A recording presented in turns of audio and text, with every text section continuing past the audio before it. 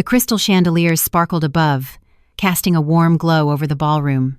Guests clinked glasses of champagne, laughter rolled across the tables, and the grand cake decorated with golden frosting sat at the center of it all. It was supposed to be my moment, my 65th birthday. And then, my daughter-in-law stood up. "Let's be honest." Samantha's voice rang through the microphone, sharp as glass. She looked directly at me, her designer gown shimmering. "Debra, you've always been jealous. My family has real wealth. That's why you cling to Michael. You just can't accept that we're above you." The room went silent. Forks clattered against plates. The string quartet stopped mid-note. My son, my only son, sat frozen beside her, eyes on his lap, saying nothing. I felt every eye turned toward me, waiting for me to crack, waiting for the bitter old woman to crumble under the humiliation. Samantha smirked, enjoying her stage, her words like poison dripping into the air. Inside, my heart thundered, but my face, I smiled. Slowly, deliberately, I lifted my glass, as if her insult was nothing more than small talk, because I knew something Samantha didn't. I knew a truth big enough to shatter the illusion her parents had built, a truth that would leave this very room gasping. But I didn't reveal it, not yet. I let her continue. "You live in that modest apartment, drive that outdated car, and still try to give us financial advice?" she sneered. "It's pathetic. My parents raised me in luxury. Yours? Well, you and William scraped by, didn't you? Admit it, you'll never be in our league." Murmurs rippled through the crowd. Some pitied me. Others nodded along with Samantha, too polite to disagree with the rich Thompson daughter. I could see the doubt flicker in faces I had known for decades, neighbors, former colleagues, even distant cousins. I glanced at William. My husband sat quietly at our table, his hands folded over his cane. His eyes met mine steady, calm. No words, just trust. Trust that I, Debra Carter, would not let this humiliation define me. And in that moment, something inside me shifted. I had spent years letting people underestimate me. Years of letting Samantha's arrogance slide, letting Michael believe I was just getting by. Years allowed Edward and Grace Thompson to hold court in social circles, boasting of their wealth, when I knew the truth. The truth is that 3 years ago, they had come to me, desperate, begging, that I had written a check for $5 million to save them. That every yacht, every trip, every lavish dinner they had flaunted since then was financed by me. And tonight, in this ballroom, under these chandeliers, I realized something crystal clear. Silence was no longer strength. It was a surrender. I set down my glass and rose slowly to my feet. My chair scraped against the marble floor, echoing louder than Samantha's words. Conversations hushed. All eyes swung back to me. Samantha rolled her eyes, confident I would mumble some excuse or retreat into dignity. "Here we go again," she muttered into the mic. "Another lecture about saving pennies. Spare us, Debra." But my smile only grew. "Funny you should mention money, Samantha," I said, my voice carrying, clear and measured. "Because if we're going to discuss who has what, perhaps it's time everyone here knows the truth." Gasps fluttered across the room. Even the quartet leaned forward, bows frozen on strings. Michael's head jerked up, panic flashing in his eyes. I reached for my purse, fingers brushing the envelope inside the documents. The proof, the receipts of everything her parents owed me. $6.5 million. Enough to bury their reputation in a single sentence. But I didn't pull it out. Not yet. Instead, I let the silence thicken, let anticipation coil around the room like smoke. I looked Samantha dead in the eye and said softly, "Be very careful, my dear, because when the truth comes out, and it will, you won't be the one laughing." The ballroom seemed to hold its breath, and for the first time all night, Samantha's smirk faltered. Most people in that ballroom saw me as a simple woman, Michael's aging mother, living in a modest apartment, driving a car that had long lost its shine. They didn't know the history behind the smile I wore that night. They didn't know who I really was. Because for decades, I had been the foundation of the Carter family. I wasn't always underestimated. At one time, I stood in front of lecture halls filled with eager students, teaching economics at a respected university. Numbers and systems fascinated me, how money flowed, how decisions rippled across families, businesses, entire nations. I loved teaching, but I also knew academia paid little compared to the opportunities I saw everywhere around me. When Michael was in high school, my husband William's health began to falter. Years of demanding work as an aerospace engineer had taken their toll. By the time he was 60, the doctors urged him to retire. The paychecks stopped, but the bills did not. That was when I made a choice. I would become the provider, the strategist, the safety net. I started my own financial consulting practice from the ground up. It wasn't flashy, just me, a laptop, and years of expertise, but word spread quickly. Small businesses trusted me because I explained things in plain English, and wealthy families trusted me because I knew how to keep their secrets. By the time Michael was accepted into college, I was managing portfolios that quietly outperformed entire investment firms. But here's the part no one outside my closest circle knew. I never flaunted it. I let neighbors assume I was frugal because I clipped coupons. I let Michael believe we lived modestly because I wanted him to grow up valuing effort, not entitlement.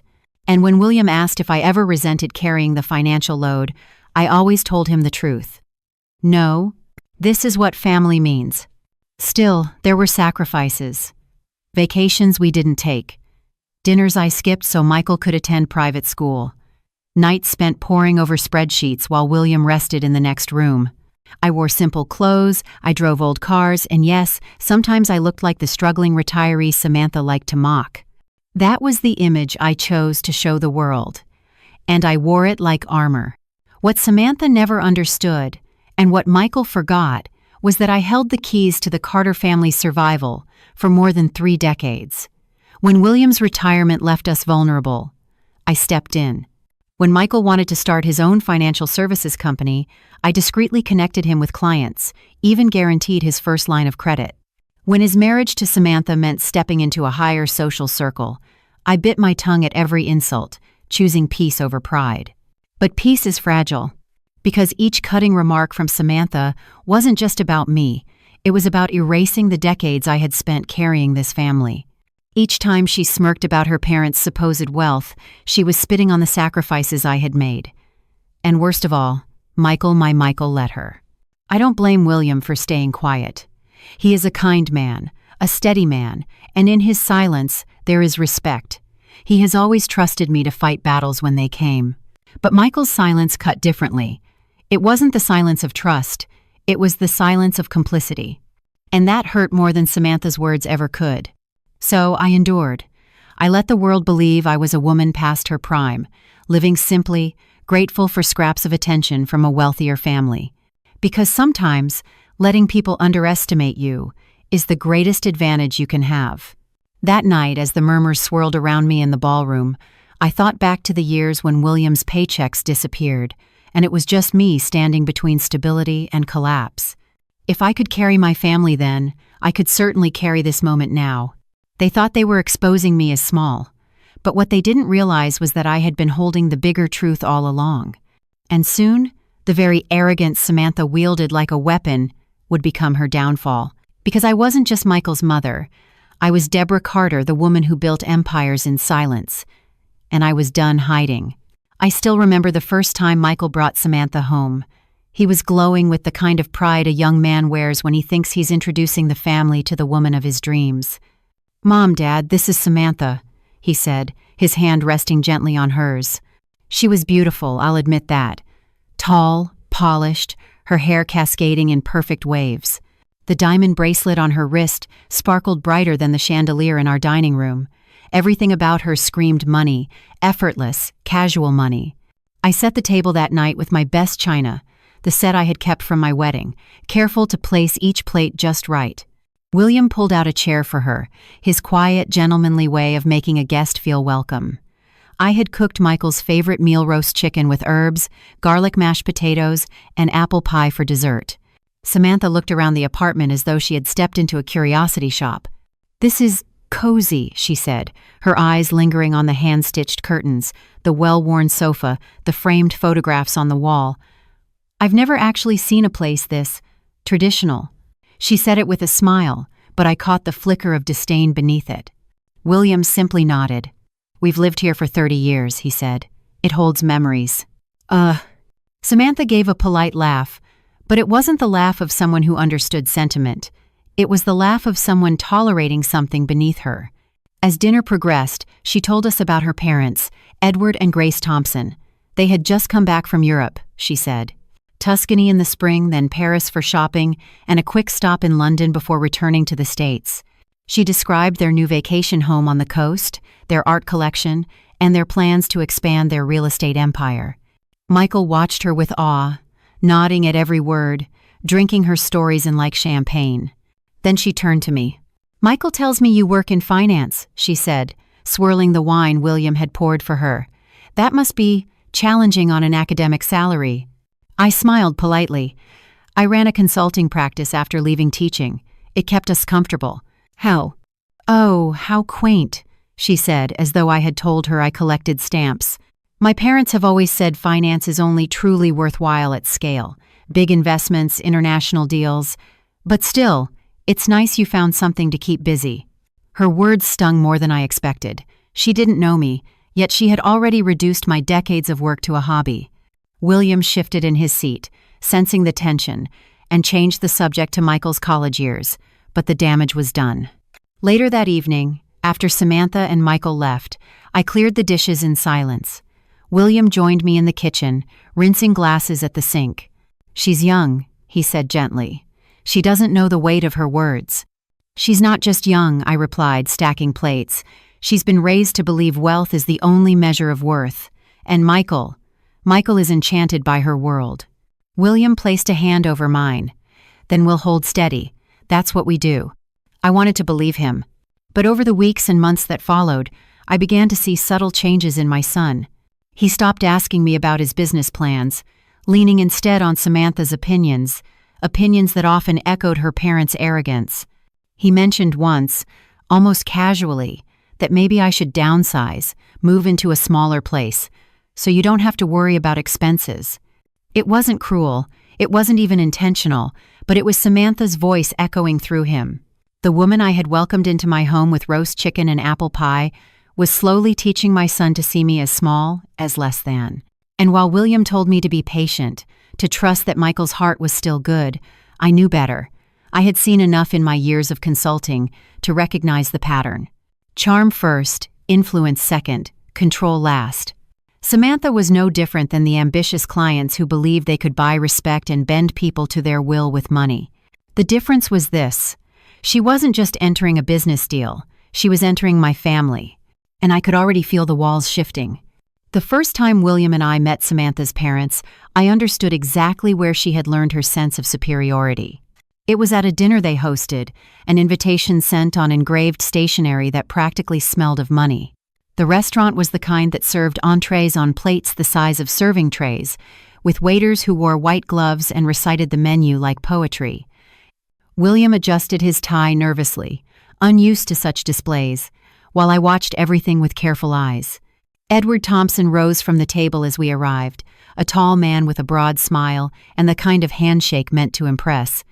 Grace followed, impeccably dressed, dripping in jewelry that seemed almost too large for her delicate wrists. "Debra, William, welcome," Edward said, his voice carrying the easy confidence of someone who had always assumed doors would open for him. "We've heard so much about you." "And we about you," I replied smoothly, though I noticed the way his eyes flicked over William's modest suit, then settled on me with the faintest trace of dismissal. As we sat, Grace began a litany of stories. Their vacation home is in the mountains, their recent acquisition of 3 properties in prime locations, their art collection is curated from international galleries, their plans to invest in a vineyard were just for the experience. Samantha beamed beside Michael, her pride swelling with every word her parents spoke. William listened politely, nodding, occasionally asking a question, but I observed more than I spoke, because behind the polished words and glittering displays, I caught the cracks. Edward's smile stretched a bit too wide when discussing upcoming developments. Grace's hands trembled ever so slightly when she adjusted her wine glass. And when the waiter brought the check, there was a hesitation so small most would have missed it before Edward handed over his black card with a flourish. I had seen this before, in boardrooms and consulting offices. The grand display of success hides a fragile foundation. Still, they worked hard to maintain the illusion. At family gatherings, they arrived in chauffeured cars, dressed as though stepping out of fashion magazines. They gifted Samantha and Michael with expensive furniture, imported rugs, and pieces of art that belonged more in a gallery than in a newlywed's home. And everyone believed it. Michael believed it most of all. He admired Edward's business acumen, asking him questions about investments, soaking up every word as though it were gospel. I could see the light in his eyes when Edward patted him on the shoulder and said, "You've got potential, son. Stick with us and you'll go far." But I noticed what Michael didn't. Edward never answered specifics. His advice was vague, filled with buzzwords and promises. Grace changed the subject whenever conversations drifted toward details. And more than once, I saw them exchange glances, the kind people give when they're holding a secret together.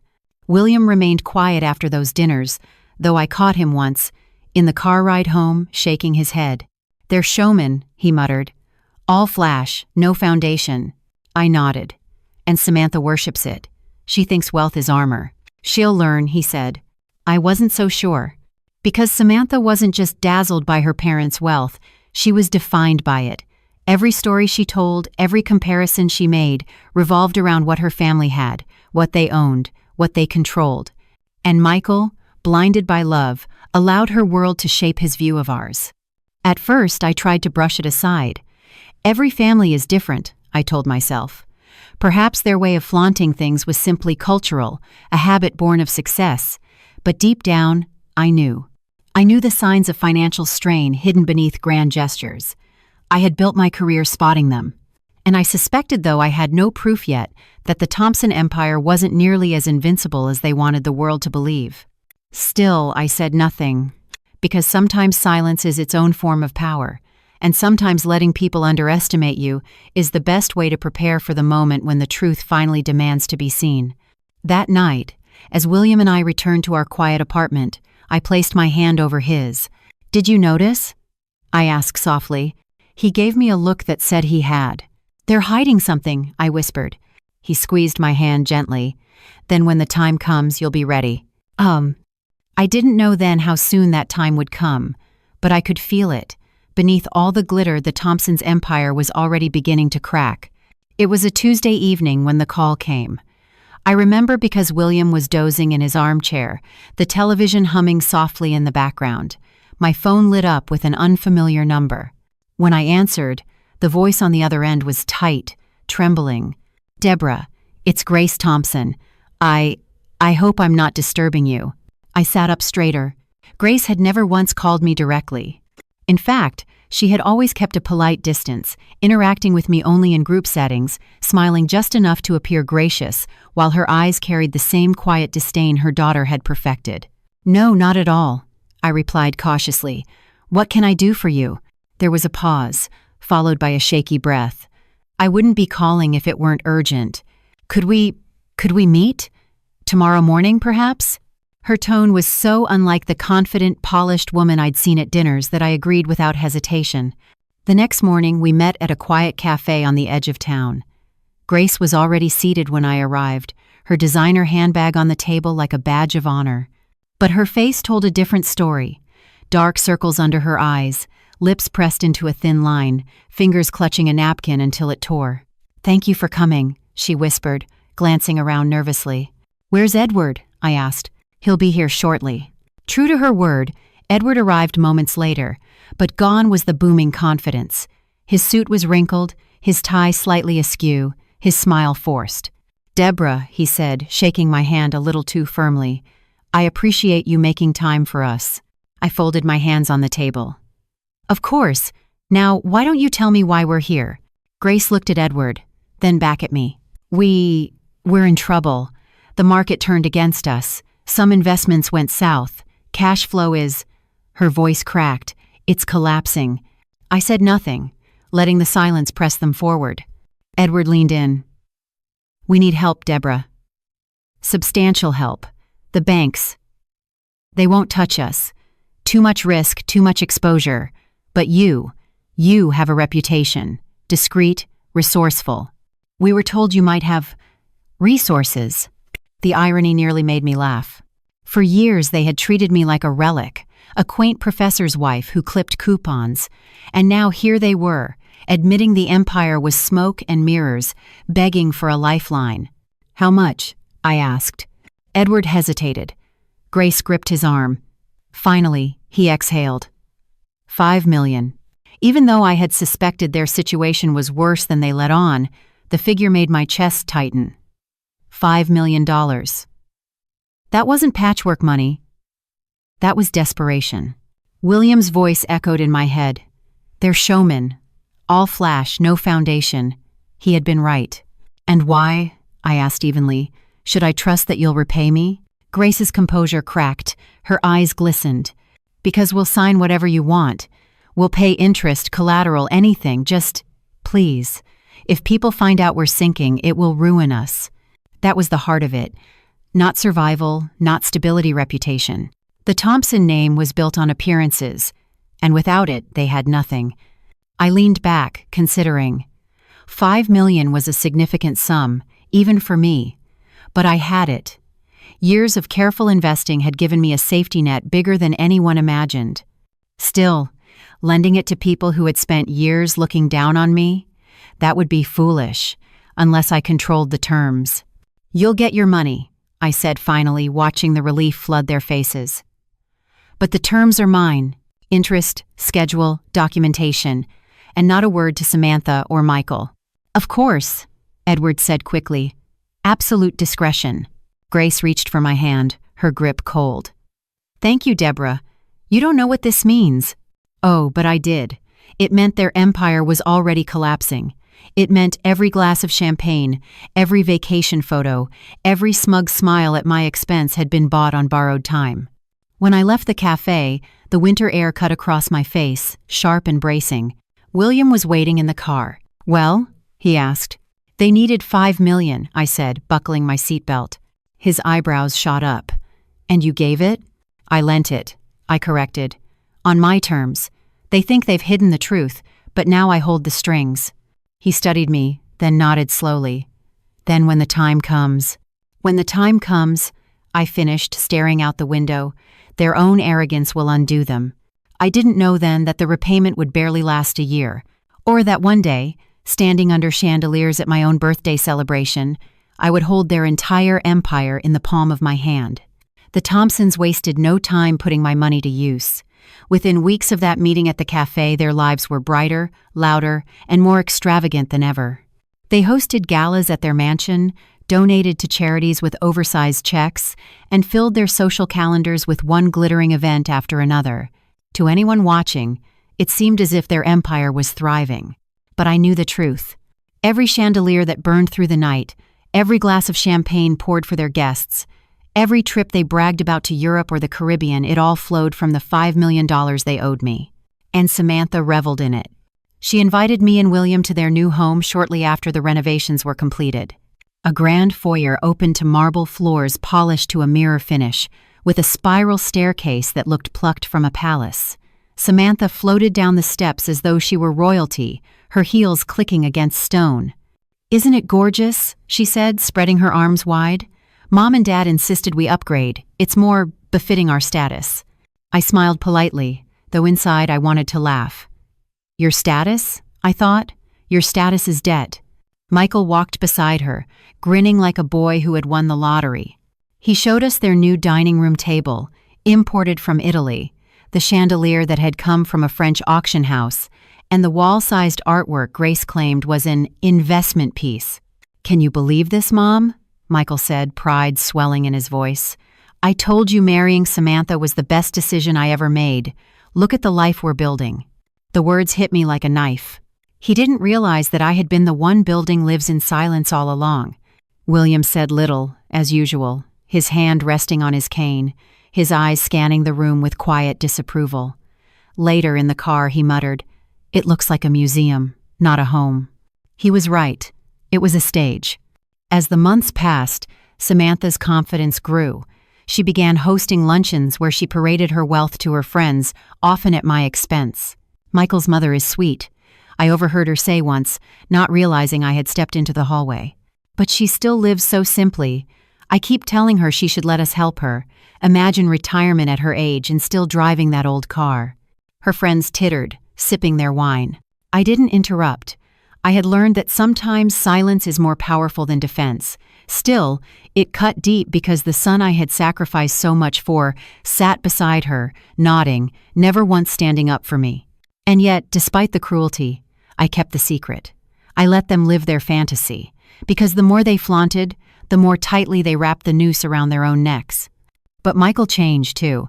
He began to echo Samantha's words, sometimes gently, sometimes not. "Mom," he said one afternoon, dropping by my apartment, "have you ever thought about moving into something smaller, more manageable? Samantha worries about you, you know. She thinks it's stressful for you to keep up this place." I looked around at the modest home where William and I had raised him, where every photograph told a story, every corner held a memory. "Stressful?" I asked. "Michael, this is comfort. This is stability." He gave a half smile, the kind that barely touched his eyes. "I just think maybe you'd be happier with less responsibility. You don't need to prove anything." It wasn't his voice I heard. It was hers, spilling through him. That night, as William and I sat together in the quiet, I confessed what hurt me most. "She's changing him," I whispered. William laid his hand gently over mine. "No, he's allowing himself to be changed. But Debra, remember, truth doesn't stay buried forever." I nodded, though my chest ached. The Thompsons believed they were invincible, that their glittering parties and staged photographs were enough to erase the reality beneath. And Samantha, with her sharp tongue and practiced smile, thought she was winning. But what she didn't realize was that every insult, every display, every smug remark only fueled me. Because I was no longer just the mother they dismissed. I was the creditor holding the strings. And one day, when I decided to pull, their perfect little world would unravel in front of everyone. It started quietly, so quietly that most people wouldn't have noticed. The first late payment came 6 months after the Thompsons signed my loan agreement. Grace called me directly, her voice light, almost casual. "Debra, I'm so sorry," she said. "We had a small hiccup with one of the property closings. The funds are tied up temporarily. We'll be a few weeks late, but don't worry, everything is fine." I noted the date, the amount, and the excuse in my ledger. I didn't argue. I simply said, "I understand," and hung up. But I didn't believe her, because I had seen this pattern before. In my years consulting for businesses, I have learned that money problems don't shout, they whisper first. A late payment here, a temporary issue there. By the time people admitted the truth, it was usually too late. 2 months later, the second payment was missed. This time Edward called. "Debra, my dear," he said with forced cheer, "we've had a small setback. One of our tenants defaulted on a lease, and we had to cover the costs. Purely temporary. We'll catch up next cycle." Another excuse. Another note in my ledger. Meanwhile, Samantha's lifestyle showed no sign of slowing. She flaunted new handbags, designer gowns, and weekend getaways plastered across social media. She threw dinner parties for Michael's colleagues, boasting about her parents' success as though nothing in the world could touch them. At one of those dinners, I watched her raise a glass and proclaim, "The Thompsons know how to win, don't we? We never let the market get the best of us." I nearly choked on my sip of wine. Win? I thought. They were drowning, and no one but me knew it. William noticed my silence that evening. When we returned home, he asked, "Are they paying you on time?" I shook my head. "Not anymore, and the excuses keep piling up." His expression darkened. "Then it's only a matter of time." He was right. By the end of the first year, the payments had stopped entirely. No calls, no explanations, just silence. When I pressed, Grace sent a carefully worded email. "Debra, please understand this is only a temporary restructuring. We're confident the next quarter will stabilize everything. Thank you for your patience and discretion." Discretion. That was the word they clung to. They weren't just protecting their finances, they were protecting their image. But I kept my records. Every missed payment, every excuse, every contradiction between their lavish lifestyle and the crumbling reality beneath it. And I began to notice other cracks.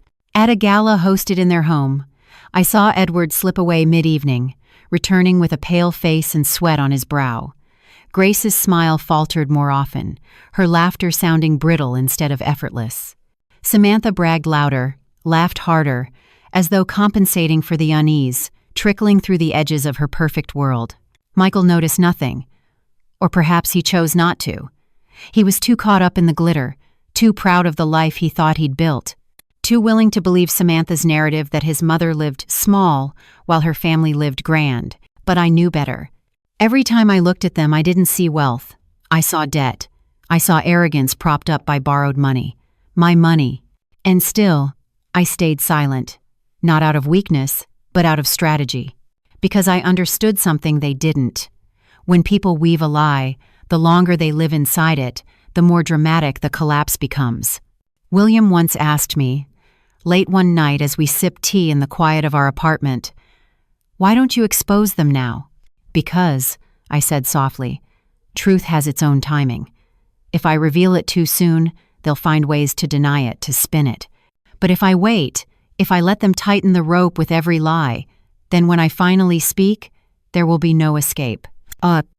He studied me for a long moment, then nodded. "You're playing the long game." I smiled faintly. "It's the only game worth playing." Still, even as I waited, a part of me burned. Each cruel remark from Samantha, each careless word from Michael, each display of wealth paid for with my loan, it all added weight to the betrayal. They thought I was invisible, a modest woman too small to matter. But soon, very soon, the cracks they ignored would become impossible to hide. And when the collapse came, it wouldn't be quiet. It would be loud enough for the entire world to hear. The ballroom glowed with golden light. Crystal chandeliers spilled brightness onto polished marble floors, and the hum of conversation blended with the soft strains of a string quartet. It should have been my night, a celebration of 65 years, surrounded by friends, family, and colleagues from across my life.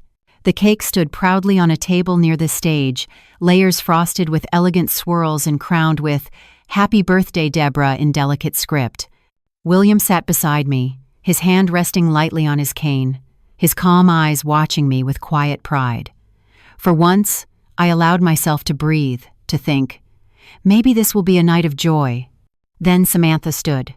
She moved with the poise of someone who believed the room belonged to her. Her designer gown shimmered under the lights, her diamond earrings catching every sparkle. She raised her champagne flute and smiled sweetly, too sweetly. "I'd like to make a toast," she said, her voice carrying easily through the microphone. The chatter faded, guests turned, glasses lifted, eyes expectant. "To my dear mother-in-law," Samantha began, her lips curling. "Debra, you've always been persistent. Even with so little, you managed to give money advice." A ripple of awkward laughter. Samantha's eyes gleamed as she went on. "But really, everyone knows you've always been jealous of my family's wealth. It must be hard, watching from the sidelines while the Thompsons succeed. I mean, you still live in that tiny apartment and drive that old car, yet you tell us how to run our finances. It's almost cute." The room froze. Forks clinked against plates. I felt the collective inhale, the way the air thickened with discomfort. Michael sat beside her, his face pale but silent. He didn't stop her. He didn't say a word. Samantha leaned closer to the mic, her tone sharper now. "Let's be honest, you'll never be in our league. You should stop pretending." Her words sliced through me like glass. For a moment my breath caught, my hands trembling against the stem of my glass. Around me, faces shifted pity, shock, a few smirks from those who enjoyed the spectacle. I glanced at William. His jaw tightened, but his eyes stayed steady, calm. He gave me a single nod as if to say, "Stand tall." So I did. I raised my glass slowly, forcing my lips into a smile. "Thank you, Samantha," I said, my voice even. "What a thoughtful toast." More uneasy laughter. The tension thickened. Samantha smirked, thinking she'd won, thinking she had reduced me to nothing more than a bitter old woman before an audience of 50. But what she didn't know was that I held the truth in my hands. Behind my calm smile lay documents, numbers, contracts, proof that every bit of her family's so-called success was financed by me. $5 million that had grown into $6.5 million with interest. Proof that her empire was nothing but borrowed glitter. I scanned the room slowly, letting the silence settle. My gaze lingered on Michael, who still couldn't meet my eyes. My only son, sitting silent as his wife tore me apart. That betrayal hurt most of all. But I didn't break. Instead, I sipped my champagne, savoring the bubbles as though nothing had happened, because I knew something Samantha didn't. This wasn't the end of the story. This was the beginning. When I set the glass down, my smile widened, not the polite smile I had worn for years, but something sharper. "Since we're discussing money," I said, my voice carrying across the hushed ballroom, "perhaps it's time a few truths come to light." Gasps rippled through the crowd. Samantha's smirk faltered. Michael's head snapped toward me, panic flickering in his eyes. I didn't continue. Not yet. Timing was everything. Tonight would not end with me broken, it would end with them trembling.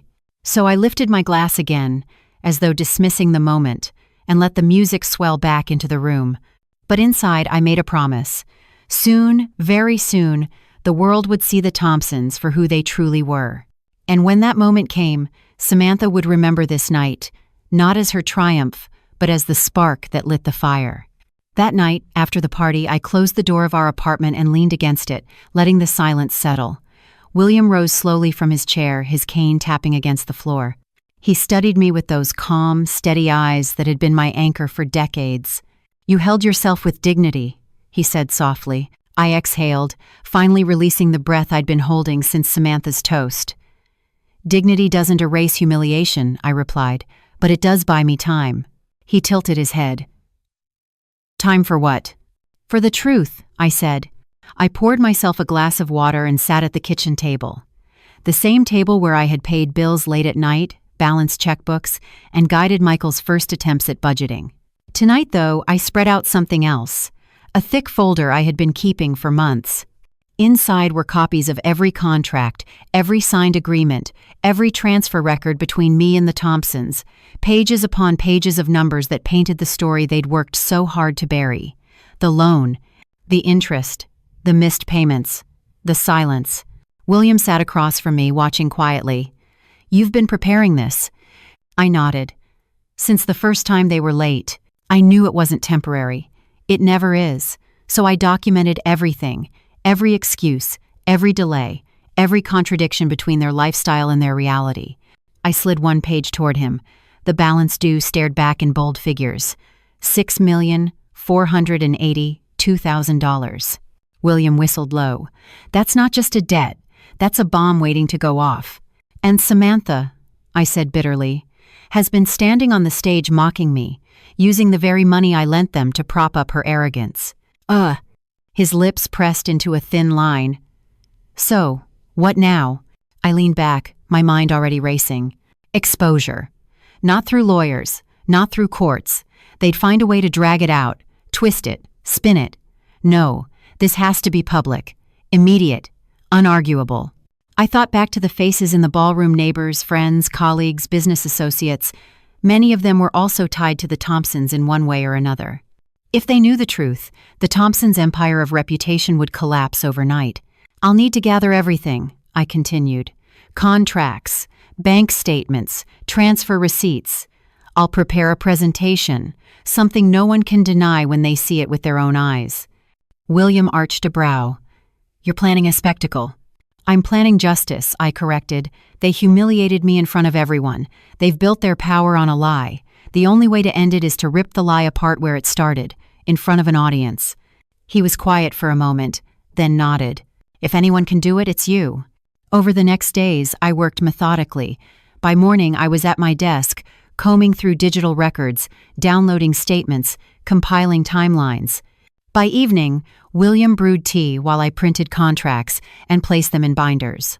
I contacted an old colleague who owed me a favor and secured access to a projection screen and sound system for a family celebration I was planning. But I didn't tell Michael. Not yet. Instead, I called Edward and Grace. "We should have another dinner," I suggested smoothly. "It's been a while since the families all came together. Let's invite friends, business associates, a proper gathering." Grace hesitated, her voice tight. "Another dinner? So soon after your party?" "Yes," I said lightly. "After all, family is important, isn't it? And appearances matter." Her silence was telling, but finally she agreed. "Very well, we'll host." I smiled to myself as I ended the call. The perfect stage had just been offered to me on a silver platter. Later that evening, William joined me on the balcony. the city lights flickering below. "Are you sure you want to do this?" he asked quietly. I looked out at the skyline, remembering Samantha's smirk, Michael's silence, the pity in my friend's eyes. "I'm not just doing it for me," I said. "I'm doing it for the truth, for Michael, for everyone who has been blinded by their performance." He reached for my hand, his grip steady. "Then I'll be right there with you." The night air was cool against my face, but inside, a fire burned hotter than it had in years. The Thompsons thought they had silenced me. They thought they could humiliate me into submission, but they had underestimated me. And soon, the world would see exactly who held the power in this family. The Thompsons knew how to host a party. That much I'll give them. Their mansion glittered like a palace that night. The driveway sparkled with luxury cars, valets darting between them in crisp uniforms. Guests in gowns and tuxedos filed inside, their laughter echoing beneath the high-arched ceilings. Every detail had been designed to scream wealth-towering floral arrangements, champagne flowing like water, a live jazz trio playing in the corner. To the world, it was perfection. To me, it was camouflage. William and I arrived quietly, blending into the current of guests. Samantha greeted us at the door, radiant in a red gown that clung to her like it had been sewn onto her skin. Her smile was all teeth. "Debra," she said sweetly, leaning in to kiss the air beside my cheek. "I'm so glad you came. I was worried you might still be upset about the other night." Her voice dripped with insincerity, her eyes glinting with triumph. "I wouldn't miss it," I replied evenly. Michael appeared beside her, his expression strained. He hugged me quickly but didn't meet my eyes. "Mom," he murmured. That was all. Inside, the room was buzzing. Business partners toasted to future deals. Neighbors gushed over the chandeliers. Grace drifted between circles of guests like a queen at court, her laughter a little too bright. Edward held court near the bar, boasting about their latest property acquisition. No one here knew the truth. Not yet. William guided me to a seat near the front, his hand steady on my arm. "You've got this," he whispered. I nodded, clutching the small leather folder tucked in my bag. The evening unfolded in polished perfection. Speeches were made. Deals were whispered. Samantha paraded around, introducing Michael as the heir to greatness, as though he had built this empire with his own hands. And then came the toast. Edward tapped his glass, smiling widely. "Friends, family, partners, we thank you for joining us tonight. The Thompson legacy continues to thrive, stronger than ever, to success." Glasses clinked, applause swelled. It was the perfect cue. I rose slowly to my feet. My chair scraped the floor, the sound cutting through the noise. Heads turned. Conversations died. Even the band faltered, the saxophone trailing into silence. "Forgive me," I began, my voice calm but carrying. "I'd like to add a few words." Edward blinked, clearly caught off guard. "Debra," he said with forced charm. "Of course, though perhaps we should—" I lifted a hand, silencing him. "This won't take long." The guests shifted, curious. Samantha folded her arms, a smirk tugging at her lips. "Here we go again," she muttered loudly enough for several to hear. I ignored her. Instead, I opened my folder and withdrew a single sheet of paper. My hand was steady, my heart pounding, not with fear but with clarity. "I've listened tonight to talk of success," I said, scanning the room, "of legacy, of triumph. But what good is a legacy built on lies?" A ripple moved through the crowd. Grace's smile froze. Edward's jaw tightened. Samantha's smirk faltered for just a second. I held up the document. 3 years ago, the Thompsons came to me, desperate, broke. Their empire was crumbling. They begged me for help, and I gave it to them $5 million, quietly, privately, with the understanding they would repay me. Gasps filled the room. Heads turned. Murmurs erupted like wildfire. "They promised discretion," I continued, my voice firm. "They promised honesty, but instead, they spent my money to keep up appearances, to fund galas like this, to buy gowns and jewels, to convince you all that they were untouchable." I placed the document on a nearby table and slid it forward. "Here is the contract, signed by Edward and Grace. As of tonight, with interest, they owe me $6.5 million. The room erupted. Guests whispered, eyes darting from me to the Thompsons. Someone near the front gasped audibly. Edward stammered. That's not. But his voice was drowned out by the sound of 100 reputations shattering at once. Samantha's face drained of color. Michael stared at me, his mouth open, no words coming. I stood tall, letting the silence return just long enough for my final words to land. "So if you choose to raise your glass to success tonight," I said coldly, "remember whose money you're drinking on." And with that, I sat down, leaving the room to choke on the truth. For a moment, the room was suspended in stunned silence. The only sound was the faint hum of the air conditioning and the fizz of champagne going flat in forgotten glasses. Then, like a wave crashing against stone, the murmurs began. "6.5 million?" someone whispered. "Impossible! The Thompsons!" another gasped. "Did she say loan?" From her? All eyes darted between me and the glittering couple standing frozen at the head of the room. Grace clutched Edward's arm as though it were the only thing keeping her upright. Edward's face, usually red with confidence, had turned ashen. Samantha's smirk was gone. Her lips parted soundlessly, her eyes wide like a cornered animal. Michael, my son, looked at me as though he'd never seen me before. I didn't falter. I stepped forward and placed a stack of papers on the table beside the projector. For those who wonder if this is some fabrication, here are the contracts, signed, notarized, and legal. Every payment that came on time, every month they stalled, every dollar that went unpaid, it's all here. Gasps rippled again. A man in the front row leaned forward, scanning the figures. "My God," he muttered, "she's telling the truth." I gestured toward the screen. With a click, the projector came to life, and figures illuminated the wall transfer records, bank statements, signatures in black ink. "These are not my words," I said, letting the numbers speak for themselves. "These are facts. You've all attended their galas, eaten their catered dinners, and admired their jewels. But for 3 years, those displays were financed not by the Thompson empire, but by me." The room buzzed with disbelief. Someone in the back barked out a laugh of shock. Others whispered fiercely into each other's ears. Grace finally found her voice. "This is outrageous," she said, her tone brittle. "Debra is confused. We've always had money. She's..." "Confused?" I cut in sharply. "Confused when I wrote you a check for $5 million? Confused when I watched you sign repayment terms with your own hands? Or confused every time you failed to honor them?" I tapped the projector remote again, displaying their signatures side by side on the screen. Edward's bold scrawl, Grace's neat script. The crowd gasped again. Edward's jaw clenched. He opened his mouth, but no sound came. I took a step closer to the guests, my voice calm but firm. "Do you know what they told me the night they begged for that loan? That if anyone found out, their reputation would be destroyed. They feared disgrace more than bankruptcy, and so they begged me."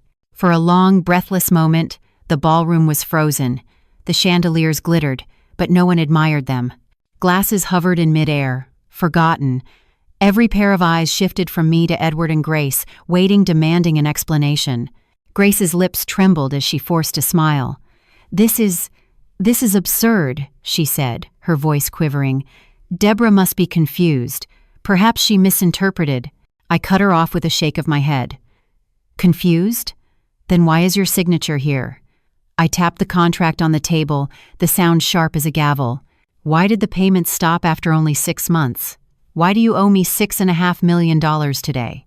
A murmur swelled through the crowd, louder now, no longer whispers but open judgment. Edward stepped forward, his face flushed crimson. "You don't understand. This is business. Investments ebb and flow. We had a temporary setback." 3 years of setbacks?" I countered. My voice carried across the hall, steady and relentless. 3 years of parties, galas, vacations while ignoring every obligation you made to me. That's not a setback, Edward. That's theft dressed up as luxury." Someone near the front gasped. Another guest muttered, "I knew something didn't add up." Edward's voice cracked as he raised it. "Do you really think anyone will believe you over us?" I smiled, cold and certain. "They already do." The silence that followed was devastating. Guests began exchanging glances, their admiration for the Thompsons melting into scorn. Business partners whispered frantically, some already pulling out their phones. The illusion had shattered. and there was no stitching it back together. Samantha rose from her chair, her face pale, her eyes wild. "You planned this," she hissed at me, her composure gone. "You wanted to destroy us, to humiliate us." "No," I said sharply. "You did that yourself. Every cruel word you spoke about me, every smug remark, every lie you told, those were your choices. I merely showed the truth." She opened her mouth to retort, but Michael grabbed her arm. His face was drained of color, his voice hoarse. "Is it true?" he asked, looking at his wife, then his in-laws. "Did you borrow from my mother?" Neither Edward nor Grace answered. The silence was its own confession. Michael staggered back as though struck. His gaze darted to me, filled with shock and something deeper, betrayal, not of me, but of them. "You let me believe." His words died, choked by disbelief. The room erupted into chaos. Guests rose from their seats, conversations clashing, the jazz trio silently packing up their instruments. One couple stormed out, muttering about canceled contracts. A local developer turned to Edward, his voice sharp. "If this is true, our deal is finished." Edward reached out, desperate. "Please, let's discuss this privately." But no one listened. Grace's mask finally crumbled. Her hands shook violently as she clutched her pearls, tears streaking down her face, once so carefully painted with confidence. She looked smaller than I had ever seen her, a queen stripped of her crown in front of her entire court. Samantha sank into her chair, her hands trembling, the smirk that had once been her weapon gone without a trace. She looked at Michael, but he wouldn't meet her eyes. And I sat in silence, not triumphant, not gloating, but calm. For years, they had treated me as invisible, irrelevant, small. Tonight, in one stroke, I had revealed their entire empire for what it was, hollow. William's hand found mine under the table, warm and steady. His whisper was just for me.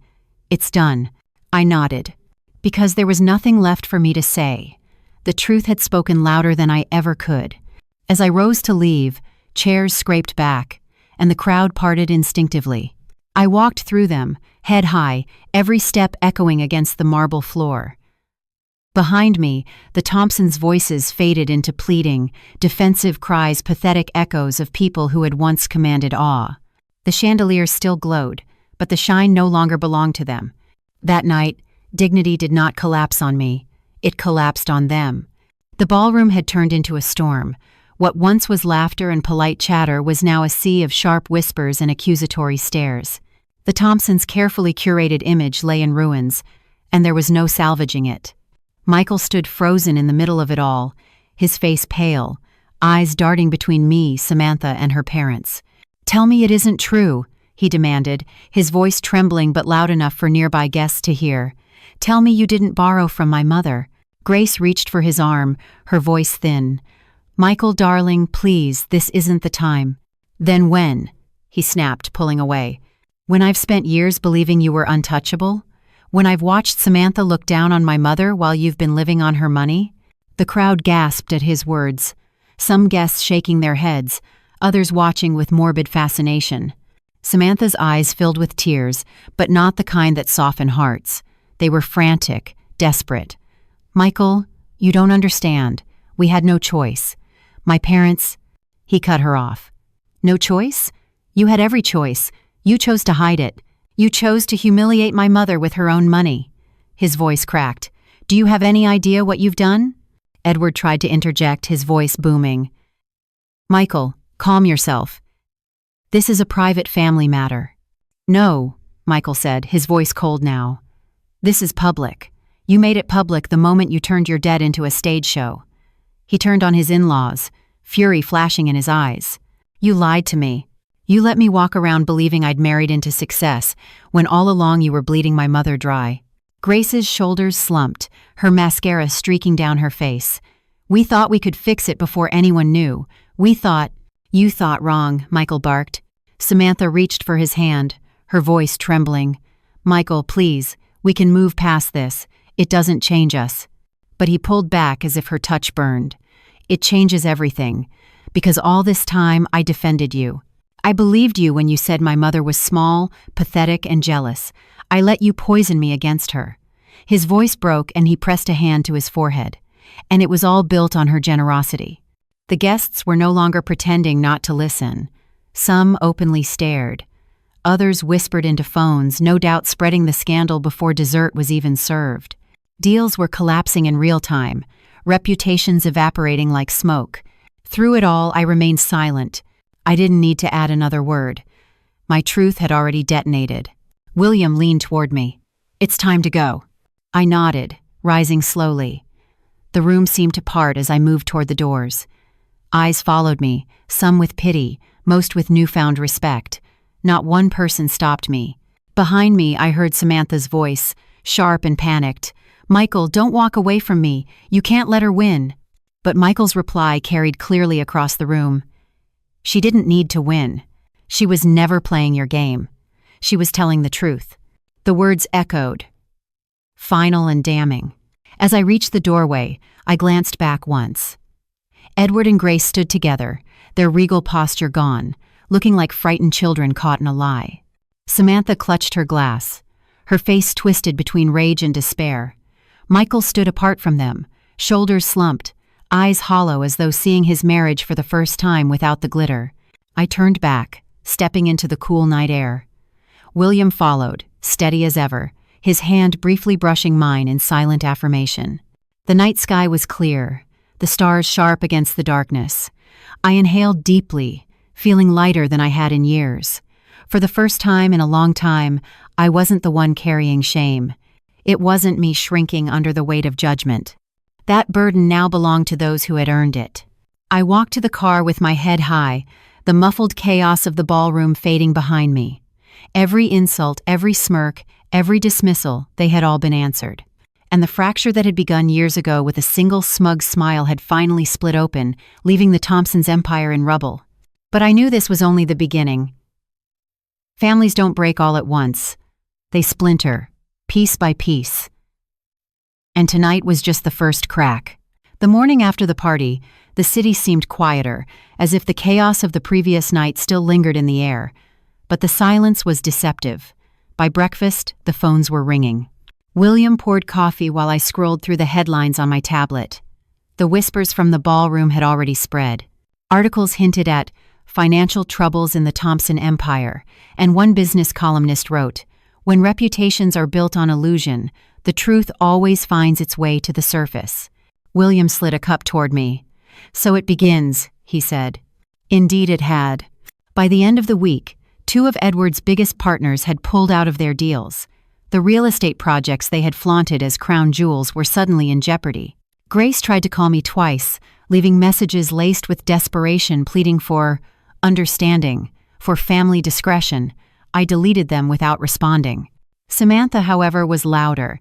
She flooded social media with photos of expensive dinners, designer clothes, and cheerful captions about family resilience. But the comments told another story. Questions, accusations. People are asking how those luxuries were being paid for. The mask had cracked, and no filter could repair it. Michael came to see me 2 weeks later. He looked thinner, with shadows under his eyes, and his usual confidence dulled. William opened the door and greeted him kindly, but I remained at the kitchen table, reviewing some financial statements. "Mom," he said quietly, standing awkwardly in the doorway. I didn't look up right away. "Michael." He hesitated before sitting across from me. For a moment we simply stared at each other, the distance between us heavier than any words. Finally he spoke. "I didn't know," he said, his voice rough. "I swear I didn't know how deep it went. I thought they were untouchable. Samantha convinced me that you were just bitter, that you didn't understand their world." "And you believed her?" I said flatly. He winced. "I did. I let her voice drown out yours. And now everything's falling apart." He rubbed his temples. "Her parents are panicking. Samantha's furious, but she's scared too. Our house? It might not even be ours soon. Everything we thought we had gone." I closed the folder and folded my hands over it. "Then maybe it's time you learn what truly lasts. Money doesn't. Appearances don't. Integrity does." He swallowed hard, eyes glassy. "I don't want to lose you too." The words hit me harder than I expected. For all his silence, for all his complicity, Michael was still my son, my only child. and despite the betrayal, love tugged at me. But love without respect is chains, not bonds. You already lost parts of me when you sat in silence while Samantha humiliated me, I said quietly. Trust doesn't come back with a single apology. It takes time, proof, change. Michael nodded, his shoulders slumping. Then I'll prove it. Somehow. When he left, William placed a hand over mine. He'll come around, he said softly. Maybe, I replied, but it won't be easy. Meanwhile, the storm around the Thompsons grew. Grace was spotted in tears leaving a bank, Edward's name vanished from several business boards, and Samantha's once adoring circle began to distance themselves. Invitations stopped arriving. The empire of appearances had collapsed under its own weight. And me? I lived quietly. My modest apartment, my old car, my simple clothes, they all remained. But now, when people looked at me, they no longer saw a woman to be pitied. They saw the woman who had pulled the curtain back, who had stood tall while others crumbled. Sometimes, late at night, I replayed Samantha's voice in my head, "You'll never be in our league." And every time, I almost laughed, because she had been right in one sense. I wasn't in her league. I was in one far above it. The storm had passed, but its wreckage still lay scattered. And from that wreckage, only those willing to face the truth would rebuild. As for me, I didn't need rebuilding. I had always been whole. The world had simply taken too long to see it. 6 months passed. The glitter of the Thompson name had dulled to dust. Their empire of properties and restaurants was either sold off or repossessed, and the lavish lifestyle Samantha once flaunted had shrunk into something ordinary. No more galas, no more designer gowns. Just silence and the weight of reality pressing down on them. News of their collapse spread far beyond the city. Former partners shook their heads, saying they always suspected something, while society pages that once celebrated their parties now dissected their downfall. Their names no longer carried prestige, only caution. Michael stayed. He and Samantha moved into a smaller home in a quiet neighborhood, stripped of servants and extravagance. For the first time, Samantha had to live without the armor of wealth. I heard she learned how to shop for bargains, to cook at home, to stretch $1. Humility, the very thing she once mocked, had been forced upon her. I didn't gloat. That was never my goal. William and I kept our lives steady, unchanged. Our modest apartment, our routines, our quiet evenings, they had always been enough. But people looked at me differently now. At the market, at community events, even in chance encounters, there was respect in their eyes. Not because I had money, but because I had shown the truth. The biggest surprise came one evening when the doorbell rang. Samantha stood there, her hair pulled back in a simple ponytail, a plain sweater replacing the glittering gowns she once paraded. In her arms was a baby wrapped in a soft blanket, my granddaughter. "Her name is Emily," she whispered, her eyes red from tears. The baby stirred, tiny fists waving, her cheeks soft and warm. My heart clenched in a way I hadn't felt in years. "I owe you an apology," Samantha said. Her voice shook. Not with anger this time, but with something else, humility. "I was arrogant. I was cruel. I looked down on you when I should have looked up to you. You didn't just save my family's reputation, you saved us from ruin. I can't ask you to forgive me, but I wanted you to meet Emily and know that I want things to change." I studied her, searching for deception. But there was none, only sincerity, raw and unpolished. Carefully, I reached out and took the baby into my arms. Emily was light, fragile, perfect. She smelled of innocence, untouched by greed or pride. For a long moment, I said nothing. The past couldn't be erased. The wounds couldn't be undone. But holding Emily, I felt something stir. Not forgiveness, not yet, but possibility. "Change takes time," I said finally, "and it takes proof, not just words." Samantha nodded quickly. "I know. I'll prove it. We'll prove it." As she left, I held Emily close, feeling her heartbeat against mine. For the first time in months, I felt not just vindication, but hope. Because sometimes, justice isn't about courts or contracts. It isn't about winning or losing. It's about standing tall when others try to tear you down. It's about showing the world that truth, once spoken, cannot be silenced. And it's about leaving a better path for those who come after us. That night, as I rocked my granddaughter in the quiet of our living room, William smiled from his chair. "You've done it," he said softly. "No," I whispered, looking down at Emily's tiny face. "We've only begun." This story is fictional, but its lesson is real. Arrogance built on lies will always collapse under the weight of truth. What would you have done if you were in Debra's shoes? Would you have stayed silent to keep the peace, or exposed everything like she did? I'd love to hear your thoughts in the comments below. If this story moved you, don't forget to like the video, subscribe to the channel, and share it with someone who loves powerful family drama stories. Your support helps us continue bringing you more stories like this one. And remember, every family hides secrets. The question is, when those secrets come into the light, who will stand tall?